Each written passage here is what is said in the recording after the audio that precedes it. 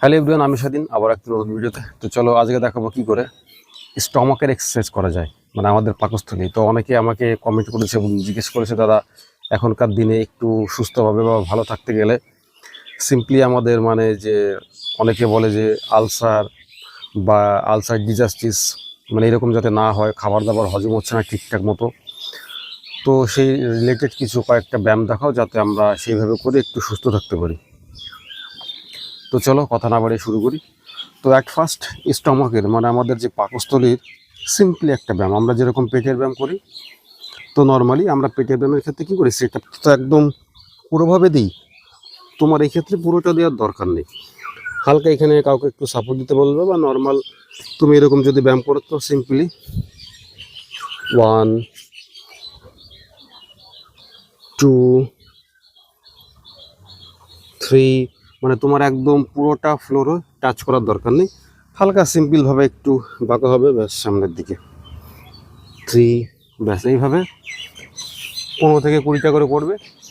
3টে অথবা 4টে সেট করলে হবে, 3টে করতে পারো 4টে করতে পারো তোমার সুবিধা অনুযায়ী।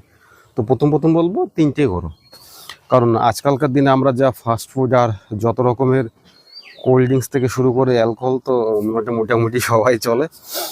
তো তাদের বলবো অন্তত স্টমাকটা, নিজের পাকস্থলীটা একটু ঠিকঠাক রেখো, নাহলে ভবিষ্যতে গিয়ে আলসার বা এরকম কোনো একটা রোগের সম্মুখীন হলে তখন খুব কষ্ট হবে শারীরিক দিক থেকে। চলো দ্বিতীয় যে এক্সারসাইজটা করবো, নর্মালি এইরকম শুয়ে পড়বো,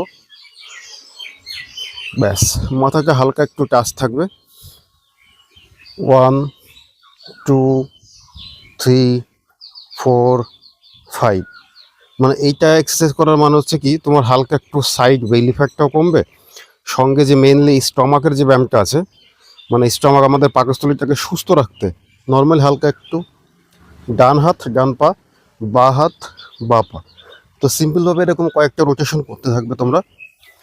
খুব একটা প্রথম দিনে করার দরকার নেই, 10টা করে করো, 3 থেকে 4 দিন করো বা 1 সপ্তাহ করো, তারপর আস্তে আস্তে রোটেশন বাড়ালে, এত চাপ নেওয়ার কিছু নেই। ডেইলি রুটিনে এটা প্রত্যেক দিন করার নেই, সপ্তাহে 2 দিন করো বা 3 দিন করো, নর্মাল করতে পারো। প্রত্যেক দিন যে করতে হবে এমনটা কোনো দরকার নেই, সিম্পলভাবে করো। তৃতীয় যে এক্সারসাইজটা দেখাবো, নর্মাল এই পজিশনে থাকবে, এই দেখো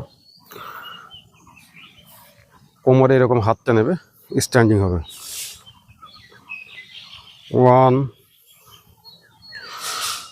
2 যখন এই যে উপরে উঠছি, দেখো ভালো করে, নিচ থেকে যখন উপরের দিকে উঠছি এরকম নর্মাল শুধু উঠে না, হালকা একটু পেছন দিকে ব্যান্ড হবে, তাহলে কি হবে, এই যে আমাদের পেটে আপার বেলি থেকে লোয়ার বেলির এবং ভেতরে যে পাকস্থলীটা পুরোটা একটু টান খাচ্ছে, মানে প্রেশার পড়ছে পুরো পেটে।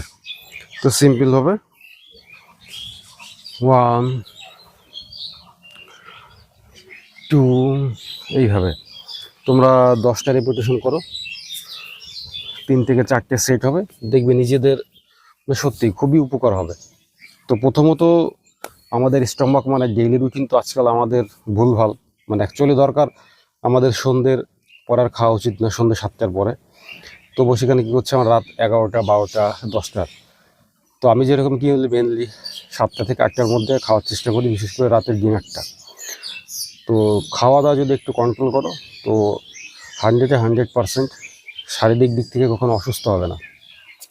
অ্যাট ফার্স্ট সবাইকে একটা কথাই বলি যে দেখো, বাইরে কিন্তু আমাদের যত বাইক গাড়ি থাকে সার্ভিসিংয়ের ক্ষেত্রে কিন্তু আমরা একটা পার্টস নষ্ট হয়ে গেলে কিছু টাকার বিনিময়ে কিনতে পারি, কিন্তু আমাদের এই যে ইনডোর তো না, মানে ইন্টারনাল যেসব অঙ্গ প্রত্যঙ্গগুলো আছে, লিভার, কিডনি, স্টমাক, তো এইগুলো যদি নষ্ট হয়, এগুলো তার সচরাচর কিনতে পাওয়া যায় না, বা প্রচুর টাকার ডিমান্ড এগুলো।